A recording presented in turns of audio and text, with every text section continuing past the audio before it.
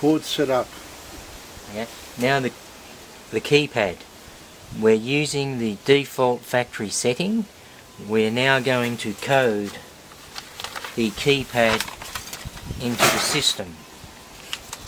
Now we'll press the code button.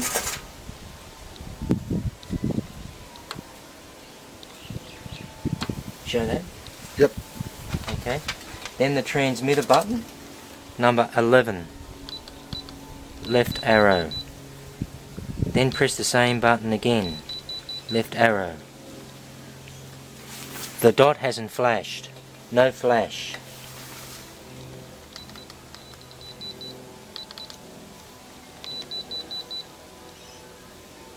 It has not accepted the code. We need your advice.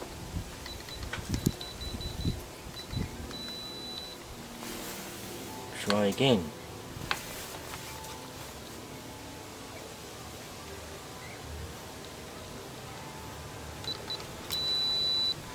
Using channel 2.